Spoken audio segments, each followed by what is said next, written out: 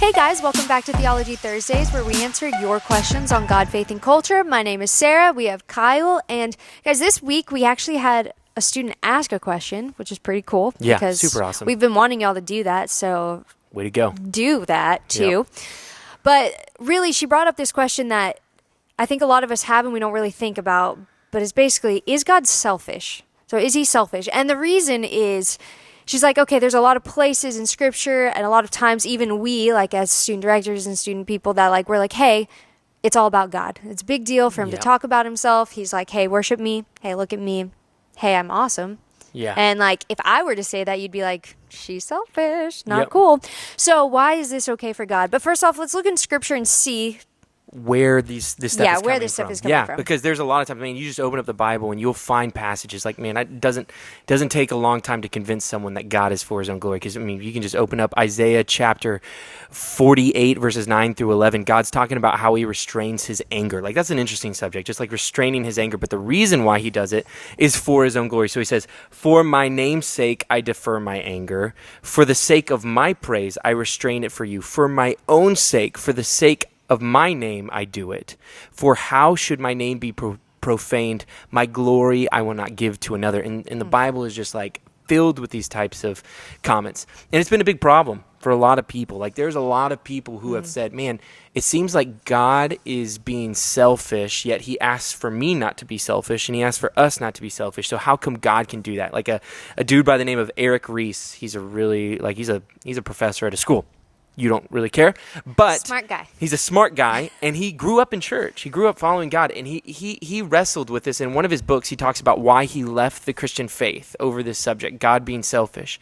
And he reads a passage in Matthew chapter 10 where it says, whoever loves father or mother more than me, and this is Jesus speaking, he says, whoever loves father and mother more than me is not worthy of me, and whoever loves son or daughter more than me is not worthy of me. Whoever finds his life will lose it, and whoever loses his life for my sake will find it. And after quoting that passage from Jesus, Eric asked the question, who is this egomaniac, like speaking these words?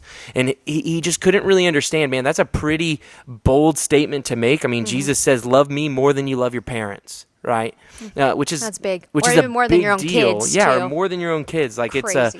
it's a crazy concept. Sarah, you have two daughters, and it's like 2 daughters and a son. Yeah, and so you understand. Like that's a bold claim. That's a bold claim that I feel like only someone like God could make. But I feel like we have to. Why could he do that? Because we could sit here and say like, hey, because he's God. All right, done. Which that is part a of valid it. answer. Yes, but we're just going to scratch the surface a little bit today, and this is a conversation that I would encourage you to wrestle with moving forward.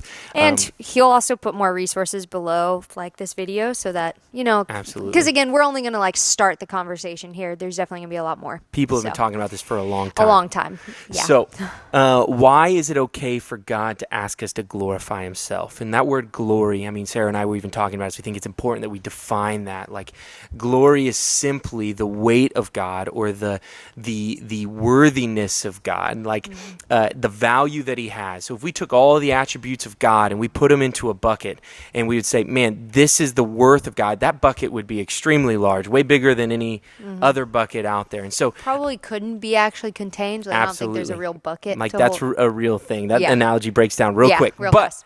God is, his glory is his worth. And so when God asks us to give him glory, he's asking us to bring him worth. And so the first thing I think we need to understand that why God is not selfish in asking us to do this is, yes, because he's God, but also because God does things differently than we do. Like when I ask for someone, I don't really ask for someone to give me praise, but when I'm doing something and someone praises me for that, I am becoming something. So if I'm playing baseball and I want to get better at baseball, and you were to come up to me and be like, "Oh man, you did really great out there on the baseball field," that wouldn't happen because I don't play on a baseball field anymore. But also because the significance of that is because like I would be wanting to become something that I wasn't. So someone affirming that in me is affirming that I am becoming something better, if that makes sense. God doesn't do that, right? God isn't wanting us to bring him glory so he can become more God. God is wanting us to bring him glory because this is what he is. So there's that distinct difference. that I think is important for us to understand. God doesn't ask us to bring him glory the same way that we would ask someone to bring us glory. And so there's some differences there. So do you think God needs it? Does he need us to do this? Absolutely not. No, he doesn't. No, God doesn't need anything from us. He's perfect within himself. And so one of the things that we have to answer is, why is God doing this? Does this contradict God being for his own glory and God being for our good? Do those two things contradict? Because I feel like that's part of the reason why people like Eric Reese, the guy we talked about earlier, why they begin to have problems with this, because they read in the Bible that God is for us, he's for our good, but then they also read that God is for his own glory. And so how do these two things come together?